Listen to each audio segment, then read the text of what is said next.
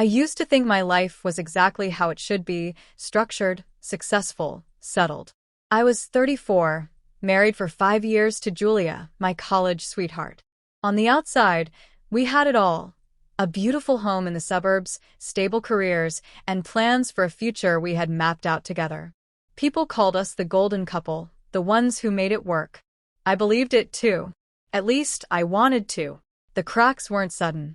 They were small at first. Quiet dinners instead of laughing ones, more time on her phone, less time in bed together. She blamed work, and I accepted that. We were both ambitious, chasing careers, and I figured the stress came with it. But there was something else. A kind of distance I couldn't cross, no matter how hard I tried. She stopped looking at me the same way. The warmth in her eyes dulled into politeness. I'd reach out at night, and she'd shift away, murmuring something about being tired. I told myself it was a phase, that once things settled down, we'd come back to each other. That's what couples do. They bend. They don't break. Then came the missed calls. Her phone always seemed turned over on the table. New passwords.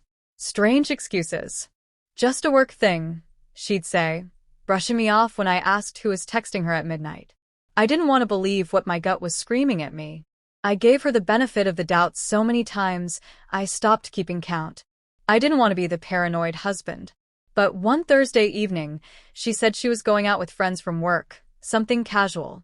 She left in a rush, hair done more carefully than usual, dressed in something that hadn't seen daylight since our honeymoon. Something felt off. I couldn't shake it. I waited an hour, then I drove. Not out of control, not angry. Just numb. I knew her favorite spots. The third place I checked, I saw her car parked outside a small bistro.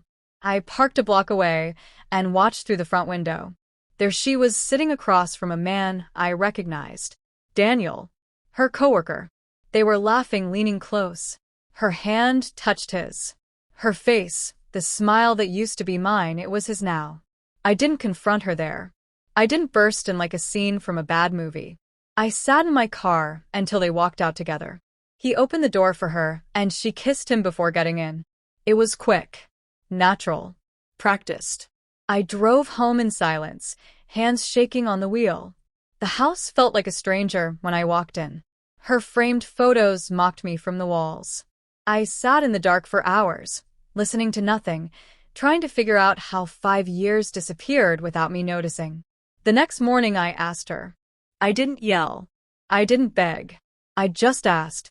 She didn't deny it. She didn't cry. She sat across from me and said she'd felt alone for a long time. Said she didn't want to hurt me, but she didn't feel the spark anymore. Said Daniel made her feel alive again. Alive. As if I'd been burying her. As if I was the coffin she needed to crawl out of. I moved out that weekend. No drama. No long speeches. Just a suitcase and a lease on a half-decent apartment downtown. I left the key on the kitchen counter. She didn't stop me. She didn't ask me to stay. The hardest part wasn't the betrayal. It was realizing how disposable I'd become to someone I gave everything to. I wasn't angry. I wasn't even surprised. I was hollow. I had no idea who I was without her. No plan. No future. Just silence. And in that silence, something small began to grow. Not hope. Not yet. Just a quiet awareness. Maybe, just maybe, I had been building a life that wasn't mine to begin with. The days blurred together after I moved out. Mornings came and went, meals skipped or forgotten. Nights spent staring at the ceiling. I wasn't sleeping. I wasn't feeling much of anything. Just drifting.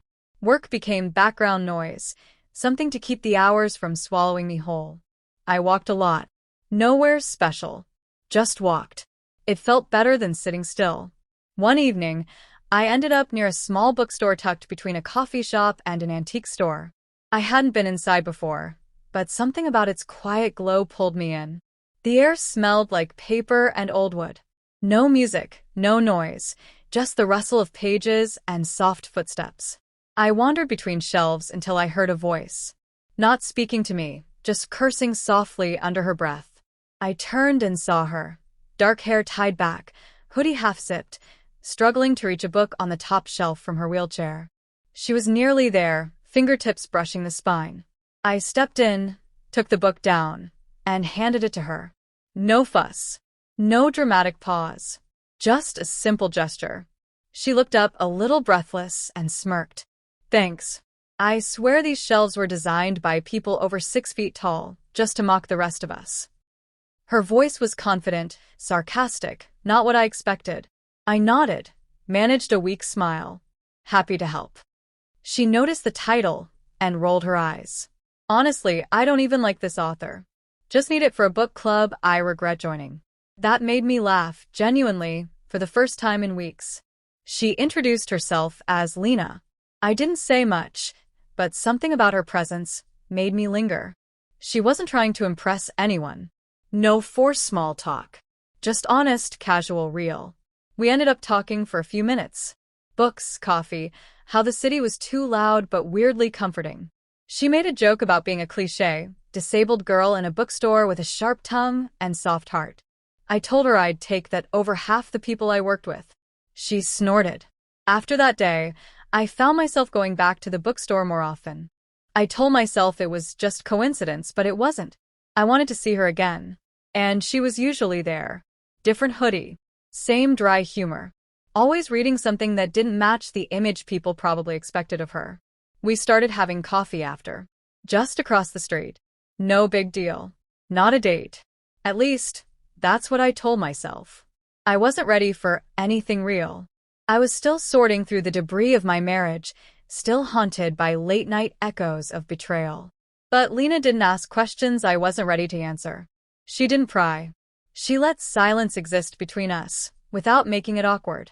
When she did speak, she was sharp, observant, sometimes painfully honest. She had no patience for pity, and less for dishonesty. One day, she asked why I always looked like I was about to apologize for something. I hesitated. Then I told her the short version, married 5 years, ended badly. Her expression didn't change much. Just a nod. Let me guess. She cheated. I blinked. Yeah. How'd you know? It's always either cheating or money. Sometimes both. We sat quietly after that. She sipped her drink, stared out the window. Then she said, "That's not on you, you know. Her choices aren't your responsibility." I didn't answer. Not because I disagreed, but because I hadn't heard it said so plainly before. There was no judgment in her voice. Just fact. Over time, our talks became a ritual. No pressure, no expectations. She told me about the accident that changed her life. A drunk driver, spinal injury, months in rehab. She didn't dramatize it. Didn't play the victim. Just laid it out. I thought I'd die. Then I didn't. So here we are. I asked her if she ever missed walking. She looked at me and said, "Sometimes. But mostly I miss dancing. Not at clubs. Just barefoot in a kitchen at midnight." That stuck with me. Not because it was tragic, but because it was real. Lena had a way of cutting straight to the core of things. She never asked me to talk, but when I did, she listened. I told her more about Julia. How it ended. How empty I felt afterward.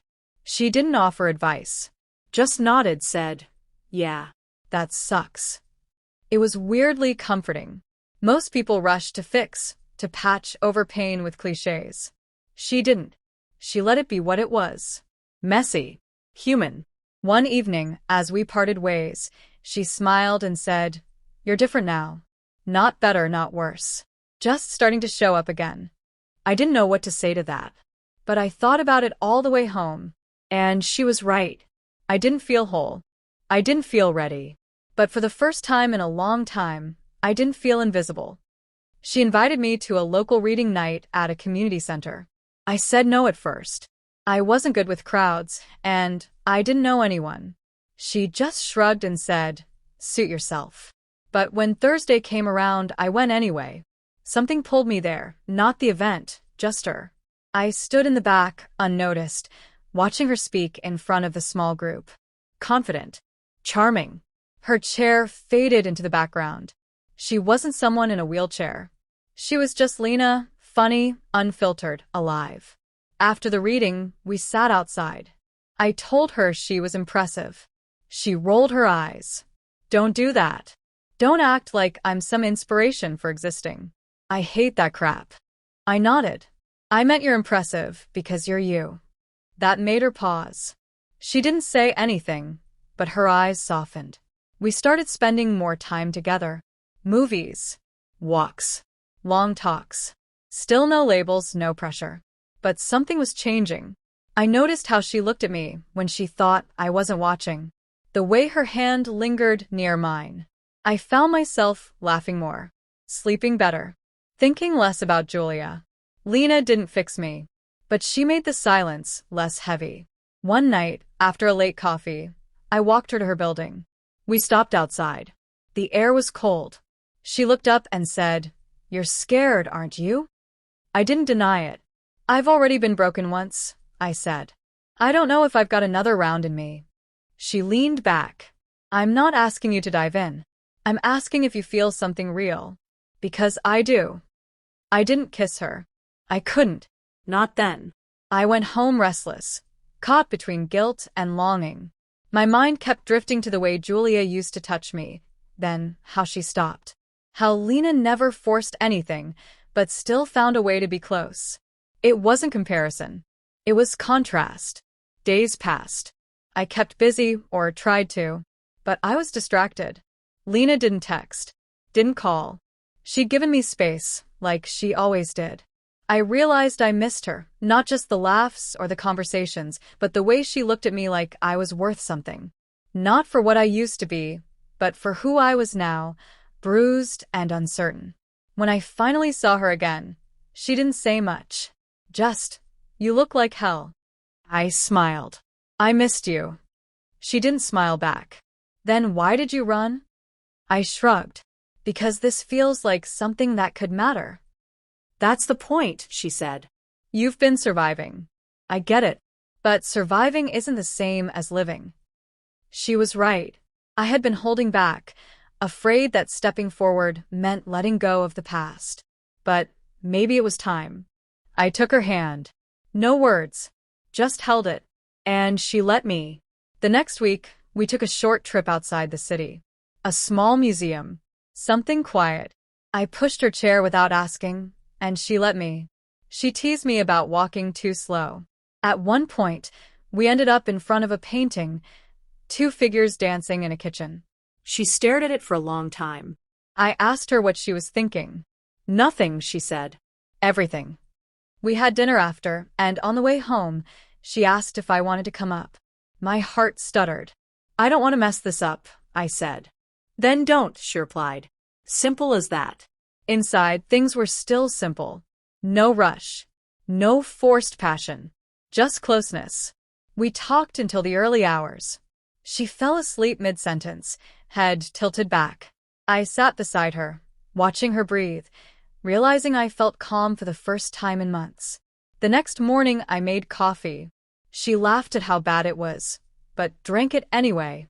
"You're terrible at this," she said. "I know," I replied, "but I'm trying." Later, as I was about to leave, she said, "Don't let fear make decisions for you." I paused at the door. "I'm still figuring things out." She nodded. "So am I. But maybe we can figure it out together." The idea scared me less than it used to. We didn't fall in love overnight. It wasn't a movie. It was slow, clumsy, honest. Some days were heavy, others light. There were moments where I still heard Julia's voice in my head, still remembered the weight of betrayal. But Lena never asked me to forget. She just asked me to be present. And I was. With her, I wasn't defined by what I'd lost. I was seen for who I was, even in my messiest moments. She never tried to save me. She didn't need to. She only reminded me that I was still here, still capable of feeling, still worth loving. And somehow that was everything. Months passed, and something resembling a rhythm formed between us. Not a fairy tale, not perfection, just two people choosing each other, day by day. I learned her routines, the small things that mattered. How she liked her coffee with way too much sugar, how she needed silence when she read, how she hated being called strong by strangers. She, in turn, learned my scars, how I sometimes flinched when my phone buzzed unexpectedly, how I still kept an old sweater of Julia's buried in a drawer I never opened, how I hesitated before trusting too deeply. We never called what we had perfect, but it was real. We argued sometimes. Usually about small things, my tendency to shut down, her impulse to push people away before they got too close. But we always circled back. Neither of us ran anymore. That was the difference. One evening, I got a message from Julia. Just a simple line. Hope you're okay. It froze me. For a long time, I just stared at the screen. I didn't feel anger. I didn't feel sadness. Just an odd emptiness, like a book I'd finished long ago. I didn't respond. There was nothing left to say. I didn't owe her closure. I owed myself peace. That night, Lena noticed I was quiet. She didn't ask. Just waited. Eventually, I told her about the message. She didn't react much, just nodded and said, "You don't have to answer ghosts." That hit me harder than it should have. Because she was right. I wasn't looking back anymore. Not really. We spent the holidays together. Simple ones. No grand trips or flashy gestures. Just dinners, movies, warmth. Her family welcomed me in a way that felt natural, without the fake smiles or careful words I'd grown used to with Julia's circle. They treated Lena as a whole person, not someone to be pitied or protected. It explained a lot about her strength. In spring, we talked about moving in together. It wasn't a dramatic conversation. More like, your place or mine, followed by a shared laugh. We found a small apartment that suited us. Quiet, open, filled with light. I learned to navigate the world with her needs in mind, and she never let me treat her like she was fragile. We adjusted. We adapted. We grew. One afternoon, she looked at me and said, "Do you still think about her?" I didn't lie. Sometimes. But it's like background noise now. Faint. Distant. She nodded. Good. Because I'm not a replacement. I'm not here to compete with a ghost. I smiled. You're not. You're something entirely new. There was a shift in me then. Not sudden, but undeniable. I'd spent so long holding pieces of myself together, afraid to let anyone see the broken parts. But Lena didn't flinch at the cracks. She leaned in, saw the damage, and stayed anyway. Not to fix me, but to know me. We built rituals, weekend breakfasts, Thursday bookstore visits, quiet evenings spent reading the same book in silence. We didn't need constant conversation. We had presence. That was enough. Better than enough. One morning, as we drank coffee in mismatched mugs, I realized I wasn't just surviving anymore. I was living. And not because someone came along and healed me, but because I allowed someone in when I was finally ready to be seen. There was a time I thought my story ended with Julia. That what she did would define me forever. But endings aren't always where you think they are. Sometimes, the real beginning hides in the middle of the wreckage, waiting for you to clear the dust. Lena didn't save me, but she gave me space to rebuild. Slowly. Honestly. On my terms. I still don't know where our story is going, but for the first time, I'm not afraid to turn the page. Not because I think everything will be easy, but because I finally believe I'm allowed to hope again. And in this quiet, steady, beautifully imperfect life we're creating, hope feels a lot like home.